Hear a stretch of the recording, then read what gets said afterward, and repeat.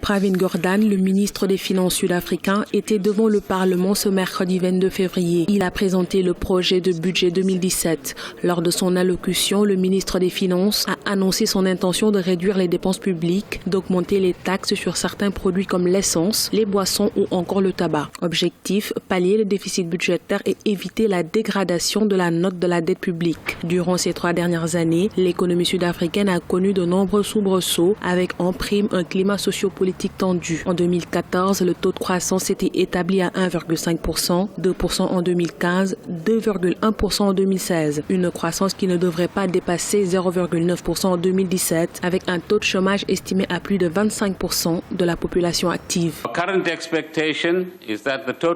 Le gouvernement est conscient que le taux de chômage est élevé et que le déficit budgétaire est important. Notre pays a subi la baisse des coûts de matières premières. Raison pour laquelle ce projet de budget propose une hausse de 29 milliards de dollars pour l'exercice 2017 afin d'éviter la progression du taux d'inflation. Alors nous sommes dans l'obligation d'augmenter les taxes sur certains produits et réduire le train de vie de l'État.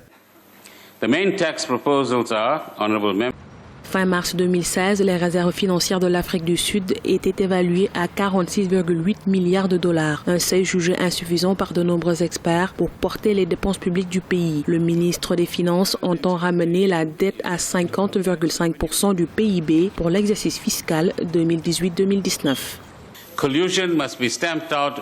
Nous ne pouvons pas dépenser l'argent que nous n'avons pas. Nous ne pouvons pas non plus emprunter au-delà de notre capacité de remboursement. Si vous avez les moyens d'emprunter 1000 rands, empruntez 1000 rands et non pas 2000 rands. Jusqu'à ce qu'on puisse raviver la croissance et générer plus de recettes, nous devons être durs avec nous-mêmes. Cette mesure va s'appliquer jusqu'en 2018.